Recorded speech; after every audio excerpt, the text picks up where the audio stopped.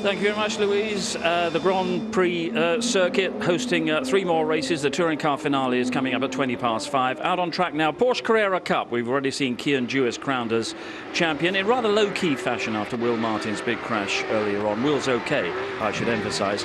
Anyway, the pressure off for their final race of the campaign. Round 16, the new champion is on row 2, and Tim Harvey and David Addison in the commentary box. Steve, thanks. Yes, as you say, the championships are all now sewn up across the classes. Pressure is off, but we've got a good race to enjoy and the fight to be the runner-up in the championship. On this semi-reverse grid, Charles Rainford, the Pro-Am champion, starts on pole position. Adam Smalley, the Porsche Junior, with him at the front of the grid, ahead of Gus Burton. And it's those two fighting to be the runner-up in the championship. Kian Jewis, the champion, starts 4th ahead of Mika Stanley, and then Jake Giddings 6th. 7th, Nathan Harrison, and then Jack Bartholomew lining up on the outside of row 4 ahead of Angus Whiteside and Oliver White. Will Martin's repaired car next, and the man that he made contact with in the earlier race, Theo Edgerton, is on the outside of row 6 ahead of Mark Radcliffe, Am winner earlier on in the day, then Nigel Rice, then the Am champ, Josh Stanton. Then it's Carl Leonard ahead of Will Aspin and Charles Bateman on the 9th and final row of the grid. So 1 or 2 cars of course, suffering quite a bit of damage earlier on in the day. This race is going to be, one hopes, the full 17 laps. We only got 7 in the much curtailed race earlier on with safety cars as well as the red flag. So this does give the chance for the drivers to have a proper race. It's a good long slot within the timetable ordinarily, but having said it's 17 laps, because of earlier delays, a quick look at the timing screen confirms that it has been reduced to a 25-minute race or 15 laps. So it is slightly shorter, but even so, it should be longer than the first. So is this going to be another win for Kian Jewis to round out the championship season? Let's find out. Lights are red when the lights go out now.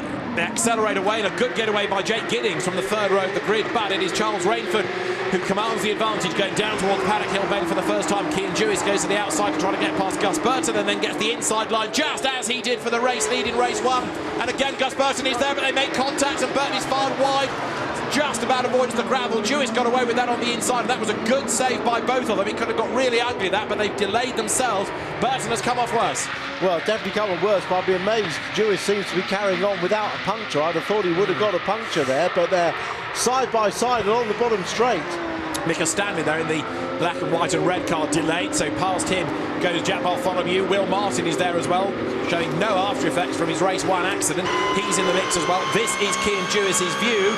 So it was the move that he pulled in race 1. This time Gus Burton put up more of a fight. Contact was made. Burton came off worse, and it looks as though Kian Jewis has got away with it as through they pour. Theo Edgerton on the back of Oliver White, and there is Jewis, look, in 3rd place, and he's not losing time. If anything, he's on the attack all over the back of Smalley. He's very much on the attack now, and it's a battle for 2nd in the championship between Smalley and Martin that we're sort of focusing on. But I was going to say it's Charles Rainford leading outright, of course, from the Pro-Am class. So Charles Rainford doing a really good job, whilst the pros squabble behind him. Down they come to the end of lap 1. Rainford trying to build that gap while they squabble behind him for 2nd place as they come up towards the timing line now. Then so past the pits they come. The leader is Charles Rainford. This is Kian Jewis's view, staring at the back of the Porsche Junior. Adam Smalley now, he dives to the inside line for 2nd place. The champion on the attack. The champion goes through. Well, he wants to go out in style, doesn't he? And I understand that, because the first race was a bit of a damp squib with red flags, safety cars, understandably given the accident to Will Martin, but he didn't get an opportunity to go out in style in race 1, despite winning it, due to the lack of racing laps. So he's definitely on a mission this time. Absolutely right. And having got himself up into 2nd place, battles here. Nathan Harrison is number 27. Jack Bartholomew round the outside of him. And another fight here. Look, Will Martin, number 10, under attack from Gus Burton, who squeezes up the inside. Gets the drive off the corner, but only to get really half alongside Will Martin. Mika Stanley is just ahead of them, and Will Martin's going to have that inside line all the way down the hill now towards Hawthorne. Burton brakes late, tries to go right round the outside. Can't do it, surely. No, slots in behind. 165 miles an hour those cars are doing as they come plunging down the hill towards Hawthorne. That's Ollie White getting a move done on Nathan Harrison. Indeed, and then to the inside line there. Look, tries to go Angus Whiteside as they wriggle their way up through Sheen Curve. So great battles going on in the classes. Oliver White, as we keep saying, knows his way around here very well from Formula Ford 1600 days. Tough debut season in the championship. Now, replay of the start. On board with Jewis. Watch for Gus Burton. Yeah, it was a good start, and watch for the move, the cutback move from Jewish. As you say, did it in race 1. Look, he cuts back to the inside, gets a little bit of an overlap, and then they come together just here on the brakes. Bang! Look, it almost took the wheel completely out of his hands. I'm amazed that didn't break the front suspension or give him a puncture. There was a big warning light that came on the dash, wasn't there? Something about the steering. There it is from the outside. There's the contact, and Gus Burton fired across the road. So the race leader, Charles Rainford, through at the end of lap number 3, with Cian Jewis having made his move on the inside. That was at the end of lap 2 to get the move done on Adam Smalley. Good clean pass, that one. That was a really good move, because it's not easy to pass a car into Paddock Hill Bend. But let's give the hats up to Charles Rainford, who's led this race, albeit from the reverse grid. Very, very well indeed. His first chance to be leading the race over Carrera Cup race overall, and it hasn't daunted him one bit, despite having the champion behind him. And Jewis has set the fastest lap on the last lap. He has indeed. So the margin is 0.6 of a second between Charles Rainford, who's a real gun in historic racing as well, as we've seen in the last 12 months or so. Cian Jewis in second place, Adam Smalley third. Jake Giddings going really well in fourth. He's got better and better and better as the season has gone on. And Will Martin into 6th place. Now, bearing in mind that he started 11th on the grid, like I said on the first lap, showing no side effects after the accident earlier on, and a good result for Will Martin would be poetic justice, wouldn't it? Yeah, it certainly would. He's really driven well this year, and he's on a charge this year, trying to secure that second in the championship points from Adam Smalley, who took over for second in the championship after race 1. And of course, Smalley has been dumped back a place overall, but he's third on the tracks, second in class. Will Martin is 5th in class, because you score points within your category, not overall. So downhill he dropped. Will Martin is defending from Gus Burton. He's attacking Mika Stanley, who's also had a bit of a yo-yo sort of a season, good on occasions, not so good on others. But right now he's fending off Will Martin, and Burton again looks for the inside line as they head into Surtees. This lap 4 out of 15. Yeah, as long as Smalley does finish in front of Martin, he will secure that second in the championship. Just 4 points between them at the start of this race. And there the move to the outside line. Gus Burton trying to unsettle Will Martin as they come sweeping through Hawthorns. That short Derek Minter straight up towards Westfield. No chance on the inside line for Burton, the reigning GT4 champion in British GT, because Will Martin has already covered off that line and will do so again, no doubt, on the run up through Dingledale. Burton almost into the back of him there. Yeah, Will Martin driving a very tight line on the exit of Westfield to stop the cutback, but it did slow them both down. Mika Stanley getting away. On the back of that queue now is Theo Edgerton. He in turn is closing on Jack Bartholomew, and that is Charles Rainford, who is the race leader still, but has also done the fastest lap. So the gap is up to 0.9 of a second. Charles Rainford, a 1 minute 26.868. Now, we talk about different classes. Everybody has the same type of car. The classes are based on their experience, really. Absolutely. Same car, same tyres, same everything. So just based on past experience, which really does put the effort of Charles Rainford under, for great applause this year, because he's driven brilliant. I so hope he comes back next year as a pro driver and fights it out for the championship. And the AM champion, Josh Stanton, who's been beaten only twice, and one of them was earlier on in the day, he is again leading in the AM category, 14th overall, and we want to see him back either as a pro-am or a pro to see what he could do with another season of experience. Yeah, I mean, to put Charles Rainford, his display into perspective, he's leading. The next pro-am is 11th, Nathan Harrison. Yeah, Nathan's no slouch, is he? No. He's been a class winner this year in this championship, very good in the mini challenge in years past, and the race leader currently is on lap 5 out of 15, and Charles Rainford nearly a second to the good, although in sector 1 the gap down ever so slightly. Actually, Adam Smalley is coming back at Cian Jewis. That is the AM champion of the year, Josh Stanton, whose uncle, Richard Stanton, former TVR Tuscan Challenge racer, raced at Le Mans in the Morgan Aero 8, and Josh turning his way now out of Stirling's. He is on the back of Charles Bateman, who has come back into the championship this season after racing Caterhams and Porsches, and had a spell in British GT as well a few years ago. Yeah, and behind that is Will Aspin, who was one of the unfortunate non-finishers in race 1. So he didn't get to do any laps, racing laps, Will Aspin, so he wants to get through if he possibly can. He's a pro driver, remember. Indeed so, as the race leader, Charles Rainford is being caught again by Cian Jewis, because Cian has now done the fastest lap of the race once more. So it's game on. We've done the first third of the race now. 5 laps are in the book, and this is Cian Jewis' view. Now, that warning light that I said had come on in the contact. Briefly on again there. It's just cleared now as he makes his way down towards Hawthorne's 5th gear. Into the right-hander, down to 4th, turns in. It does make one wonder whether all is well in that car. Now towards Westfield, turn right. Back onto the power, hauls the car out the other side. He can't yet get onto terms with Charles Rainford. Now Josh Stanton in the mix here. He's got himself up past Charles Bateman. Bateman fights back on the inside line, retakes the place and goes back ahead. So they're fighting over 13th, and it's Stanton that goes out wide, loses out to Will Aspin, but keeps his class lead. Yeah, that was an opportunist move by Will Aspin. That was always going to never pays to be on the outside at Graham Hill. You always lose out, don't you? You either get pushed out wide or lose drive off the corner. Now this is Mika Stanley versus Will Martin, who gets a beautiful line on the inside coming out of Clark Curve. So Will Martin will go through, positions the car for the inside line, up now towards paddock. He goes 5th. Gus Burton tries to go through as well, but there's contact and Mika Stanley is dispatched towards the gravel, and that is where he will stay. He will not be coming out of that. That was a shame, because Will Martin did a good cutback move on the exit of Clearways, and Gus Burton was trying to follow him through, but just tagged the side of the Porsche, and with all that weight at the back, there's no saving it once the car gets that sideways. Safety car deployed, not surprisingly.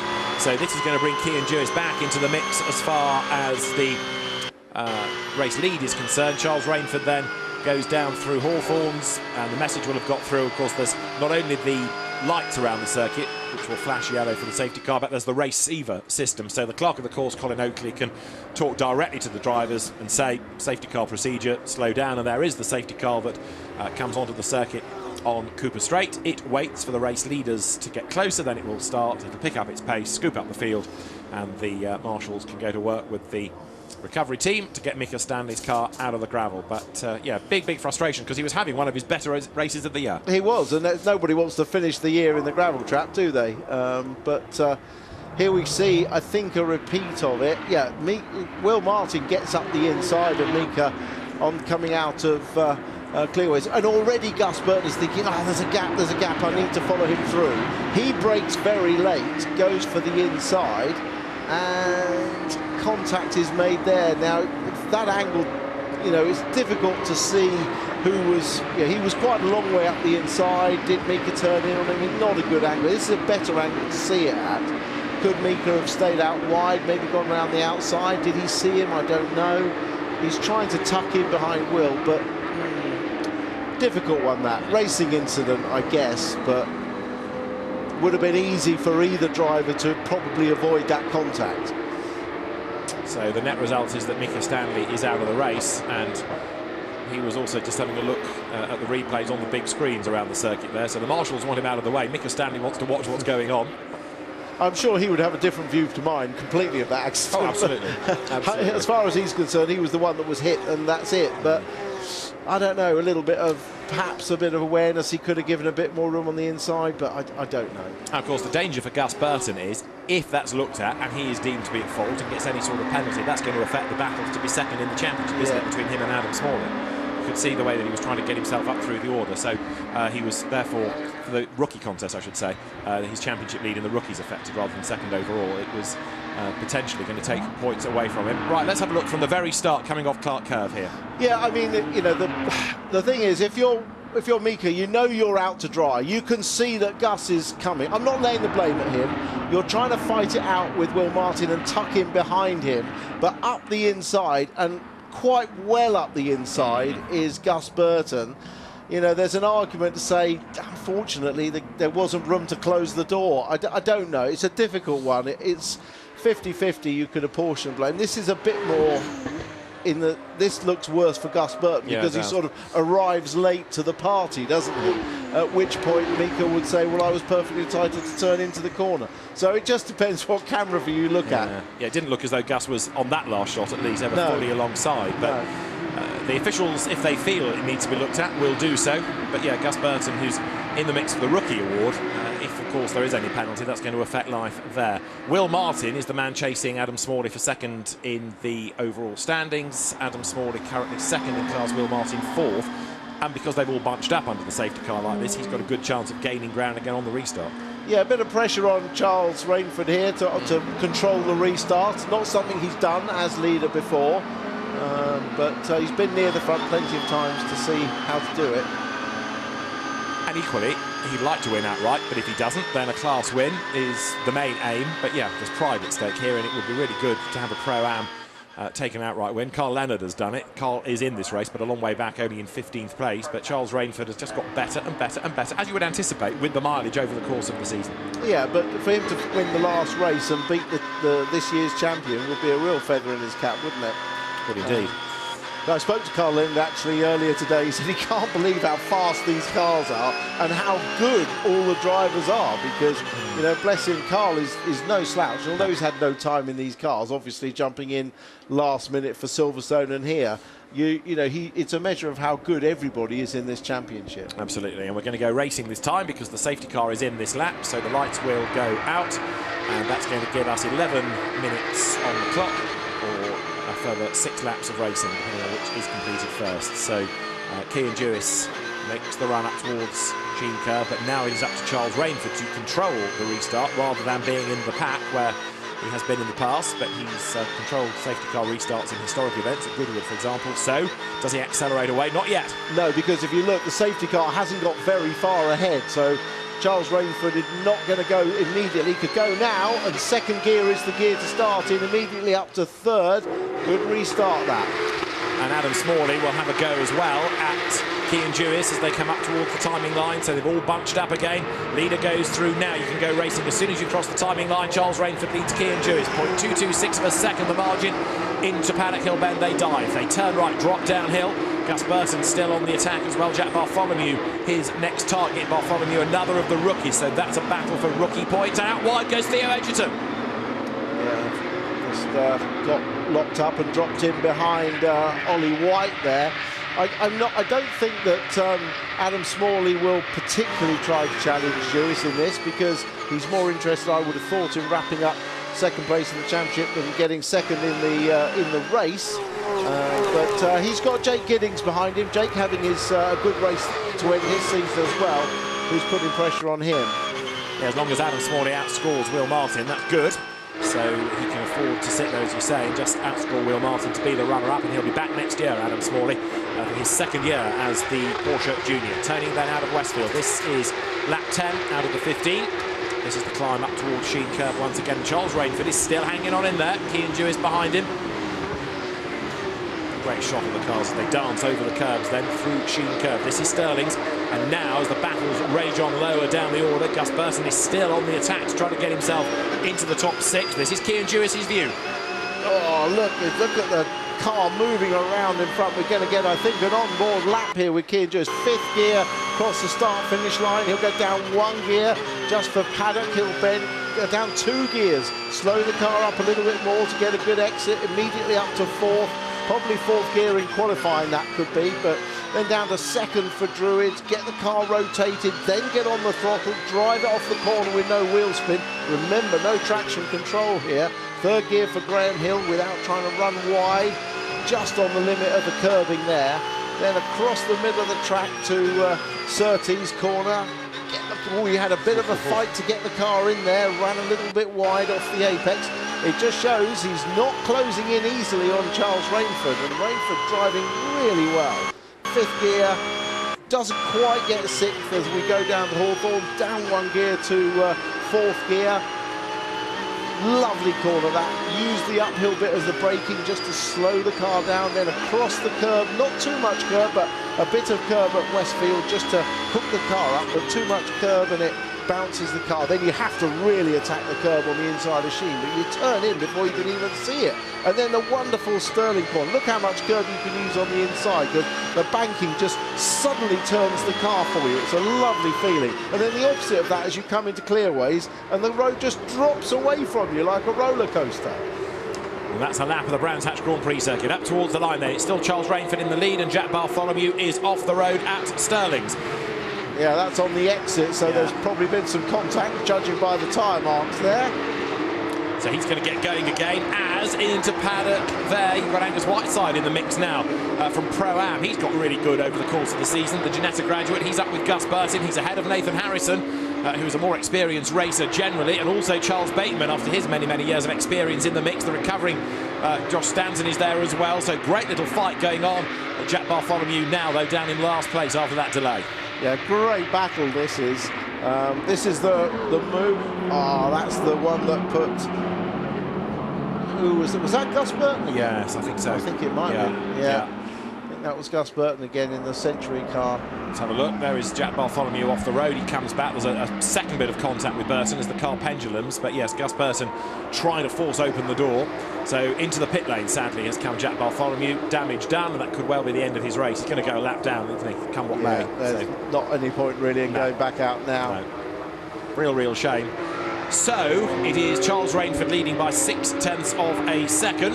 Replay of Oliver White going through on the inside there of Will Martin. Oh, that was a good move, wasn't it? That's what we want to see from Ollie White. He knows this track better than anything else from all his Formula Ford action. Oh, we got one in the gravel on the exit of Sheen, and it's Josh Stanton. It is. The AM champion makes a rare mistake. That's the first time he's been off the road all season. It may not have been a mistake. He may have had some help, but we'll have to wait and see. But yeah, certainly not going to finish for the only race he hasn't finished. Absolutely right. Yeah, he's been beaten only twice, and he's finished both of those races. Theo Edgerton is battling with Gus Burton as they make the run up towards Druids. Ahead of the pair of them is Will Martin.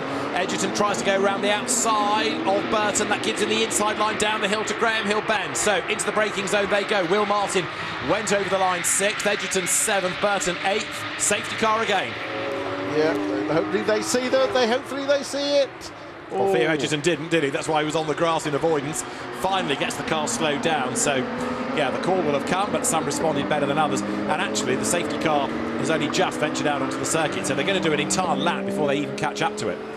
Yeah, that's always a difficult one when you've got such a tight group of cars that you're looking at the car in front of you and you don't necessarily see the safety car boards or hear the race receiver comment come over the radio. So Charles Rainford has only 3 laps to go and might here be able to hang on with a bit of help from that safety car. I know Cian Jewis will be closer, but they're running out of racing laps. Laps not added on, remember, in Carrera Cup, unlike the BTCC, because they have this time slot, and it's a longer time slot that effectively balances the necessity to add on extra laps. So this is a replay of them coming through Sheen Curve. Wait to see Josh Stanton arriving. He gets run out on the outside there by, I think, Charles Bateman. No contact that we could see through the corner. Might have been before, but Josh Stanton ran wide over the curve into the gravel. Yeah, certainly side by side through Sheen Curve is the old dingle dell, as we used to call it, is not the way to do it. But the guy on the outside always going to lose out. In fairness, you know, although the laps are running down under the safety car, Charles Rainford was not under any pressure from Cian Jewis. Despite everything Cian was trying to do, he was not being pressurised that hard. There was a bit of a gap, and although Cian Jewis does have the fastest lap, but he wasn't directly on the bumper, and Charles Rainford was controlling this race very nicely. Now, we've only got 2 laps to go. They've got to get that car out of the way and put the recovery vehicles back to singular, back to a safe place. So it might well be that the best we get is the safety car peeling in and the cars running to the line, in which case Charles Rainford's win is there. This is Josh Stanton on the outside of Charles Bateman, and there's no contact, is there? Oh, a little bit, just a touch, yes. Yeah, but there just wasn't room. There isn't room for 2 cars there to go through, and unfortunately, if you're on the outside, you've got to brake early and just let the guy on the inside have the corner. So the net result is safety car deployed. Josh Stanton's car being hoiked out of the way. Josh has benefited a great deal from driver coaching from Adam Wilcox, former single-seater racer, GT front runner, pace setter as well. So many lessons learned, put into good practice. And as we say, come back next year, Josh. Come back as a pro or a pro-am, and let's see what he can do in different competition. It does mean that positions in the classes are now that Charles Rainford obviously is winning pro-am as well as the race overall. Cian Jewis is the leading pro driver. Second in Pro-Am is actually Angus Whiteside in 9th place, just in front of Nathan Harrison and Charles Bateman. So that's a good potential result for Angus Whiteside, who's now, I think, being coached, well, he is being coached by 2018 champion Theo Elinas, who's helping the team. So we are on to the last lap. So as I say, at best they'll get the run up to the line, which will be, if you like, a ceremonial finish just for the checkered flag. So you can't overtake until you get to the line. When you get to the line, there'll be the checkered flag. So unless anybody falls off on the last lap, which they shouldn't do behind the safety car, the order is the order is the order. Well done, Charles Rainford. Fantastic. I'm delighted to see him take a win. That will just really buoy him up for the winter and gee him up to hopefully come back, and certainly a driver worth supporting, and a driver I think is going places. So there is Charles Rainford going through. Down in 7th place, Theo Edgerton. Now he is the leading rookie in the race. Number 54, Theo Edgerton, who's had another busy race trying to get himself up through the pack. There he is in the largely silver car from the JTR stable, turning his way now onto the Grand Prix loop. Theo Edgerton running in 7th spot, and of course one of those in the fight for the rookie award this year. Yeah, and he's had a good first year as well, stepping up from winning the Cayman Cup. He's got better and better all year, has Theo Edgerton. Again, I hope he stays in the championship for next year. As another graduate of the Ginetta Junior scene, it doesn't really matter what championship you look at, you keep coming back to Ginetta Juniors, don't you? It's been a hugely important part of the touring car package for many seasons, but it's great to have so many of them now in Carrera Cup. These are full-blown GT cars, effectively, aren't they? I know we talk about it as a one-make race, that almost devalues it. They're the fastest single-make championship anywhere, and they are very much, particularly these 992 versions of the Cup car, very much like a GT3 car, albeit without ABS and without traction control. There are so many of these championships in national terms around the world. There's, of course, the Grand Prix supporting Porsche Super Cup, which is the ultimate one-make Porsche championship. And the cars now make their way down towards clearways. The checkered flag is going to be readied, and Cian Jewis again will have slightly muted celebrations because it's another race that doesn't really finish with a proper run to the line, and he doesn't win on the road either. He's going to win his class, so he will be the pro winner for the 6th time this year, but he's not going to be able to sort of punch the air with delight as a race winner. The checkered flag is being readied, and so we end under the safety car. And the checkered flag is waved, and Charles Rainford wins the final round of Porsche Carrera Cup GB for 2022. The Pro-Am champion is a race winner outright. Cian Jewis, the overall champion, he takes 2nd place, and Adam Smalley finishing in 3rd. It's a shame we've had the interruptions, but when they were racing, we had some great racing. We certainly did, and congratulations to Porsche Junior driver Adam Smalley in the Duckham's car for securing that 2nd in the championship. It's been a good first year. He'll be back for certain as part of the 2-year Porsche Junior programme. Now, Cian Jewis, of course, somebody that came out of the Ginetta Junior ranks into single-seaters and then into Carrera Cup. Is he going to stay on for another season? Would he go into international ranks? I know it depends in part on budget, but to stay on for another year, he can only lose, can't he? Yeah, I'd like to see him move up to Super Cup. That's the idea of the Porsche pyramid, and previous drivers, you know, such as Harry King, have done exactly that. And I think now that he's secured this championship,